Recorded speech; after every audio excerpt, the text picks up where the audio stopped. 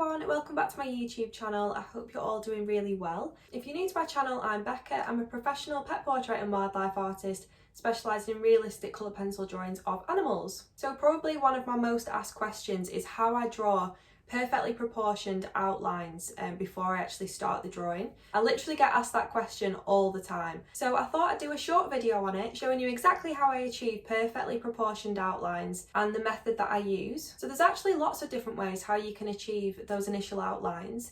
I've tried quite a few over the years, but this is definitely the one that I think is the quickest, the most accurate, and it's just the one that works really well for me. So this morning I've actually started to draw out my next commissions for this month, and as you can see I've drawn the outline already for this A3 cockapoo, which is a pet portrait commission that I'm going to be drawing this month. So if you want to know how I achieve these initial outlines, then keep watching this video. So in the past I've tried the grid method, I've tried just copying it from life. I think with the issue with that is unless you practice all the time, proportions can be slightly off and you end up spending more time on tweaking those proportions than actually spending time on the actual drawing part. So I actually use transfer paper. This is what it looks like. You can get loads of different brands, but they all basically do the same thing.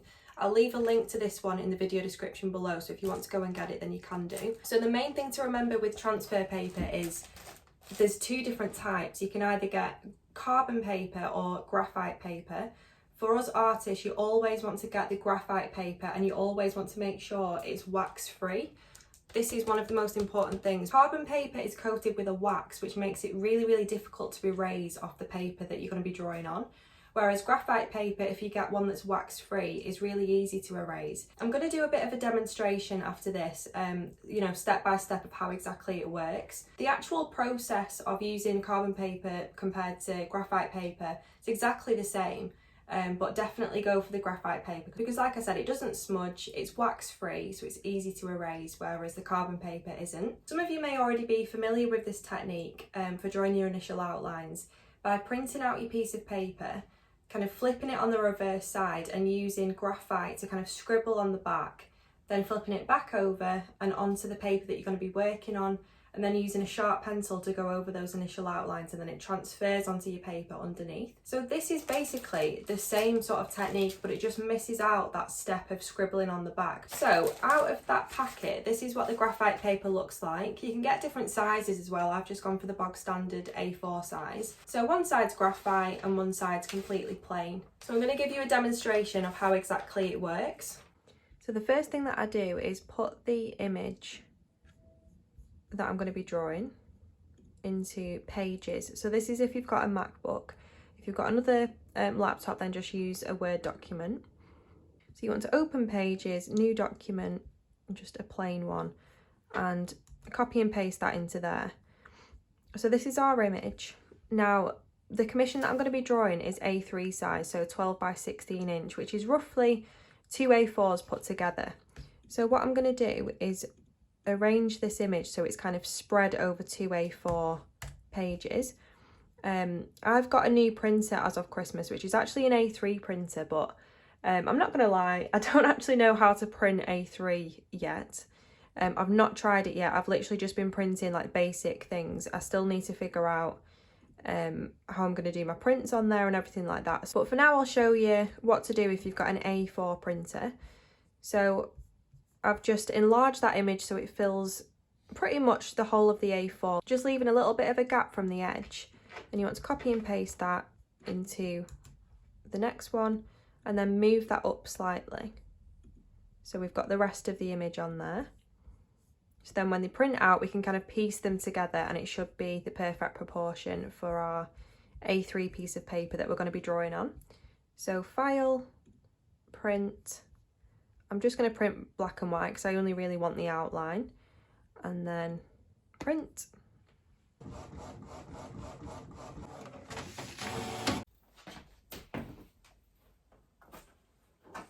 So usually I would do my initial outlines on my drawing board at my desk, but just for the purpose of this video, just so it's easier for you to see what I'm doing, I'm just going to do this on the floor.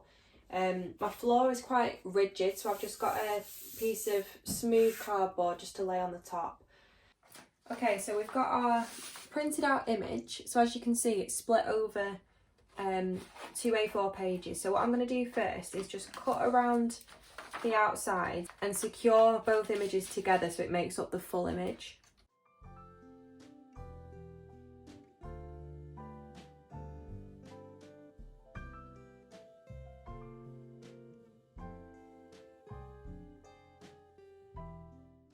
So using a little bit of masking tape or sellotape, whatever you prefer, you just want to lay your image over the other one until it aligns with those shapes of the image underneath, and then just secure that in place with a little bit of masking tape on either side.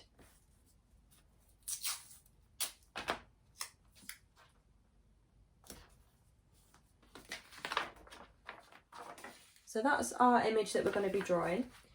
Next up, you want to have your paper that you're going to be drawing on cut to size. So I've already cut this down to size. This is 12 by 16 inch, and this is extra white hot pressed Fabriano Artistico paper, which we're going to be drawing on.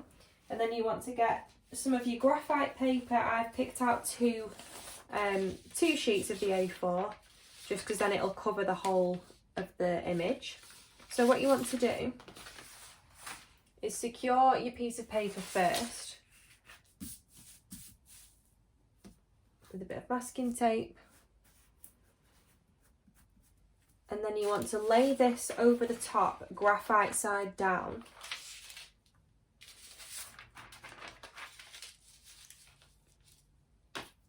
and secure that with some masking tape.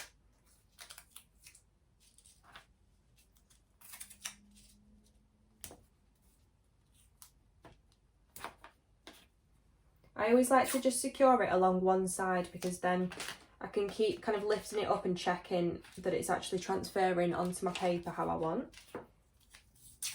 And I can adjust my pressure if it's kind of transferring on too light or too dark. Depending on the brand of graphite paper you've gone for, you know, it will transfer on sometimes heavier or lighter than others. So once you've secured that in place like that, you want to then get your image over the top and arrange that so it's perfectly centre in the middle of your paper. To make sure there's enough of a gap at the top, make sure it's even all over, and then secure that again in place with some masking tape.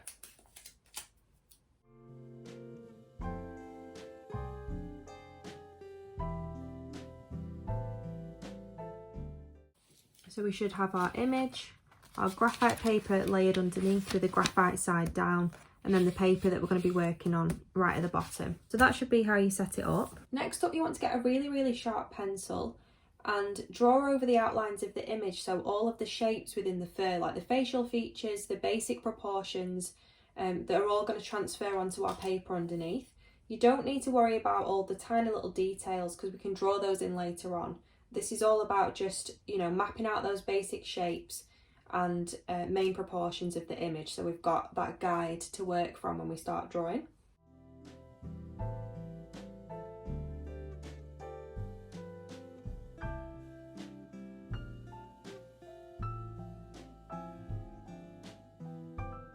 And also, if we lift that up, you can see how those lines have transferred on underneath.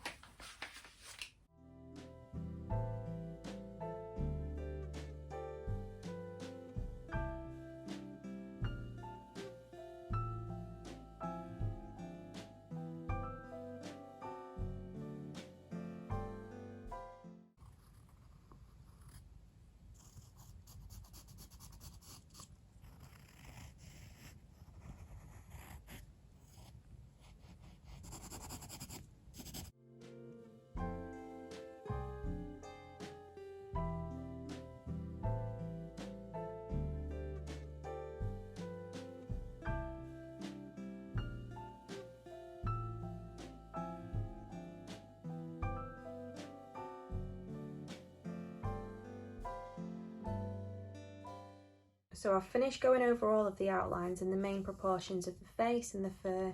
I think when it comes to fur like this, you can actually be quite loose with it. You don't need to spend loads and loads of time absolutely perfecting every shape, because you're going to tighten up those details and shapes anyway as you progress through your drawing. But if I just lift off the graphite paper now, you can see how well those lines have transferred onto the paper underneath. So I'm going to take off the image. Put put that up there for a minute. Take off these pieces of graphite paper. Try not to rip them because you can reuse them like so many times.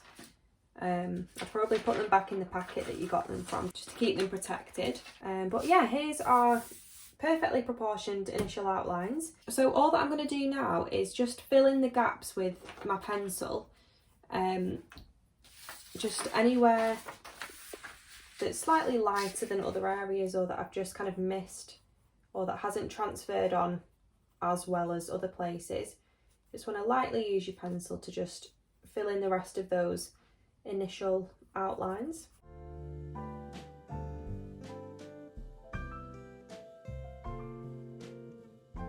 I think it's a lot easier once you've mapped out the main outlines to kind of fill in the rest, because you've already got some of those shapes to use as a guide for the rest of the proportions.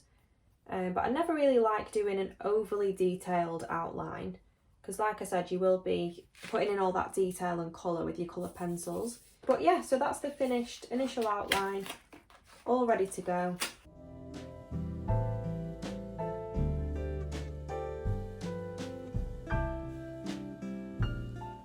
So hopefully from that demonstration you can see how easy and quick and accurate you can get your outlines. Just some of the top tips to finish off then.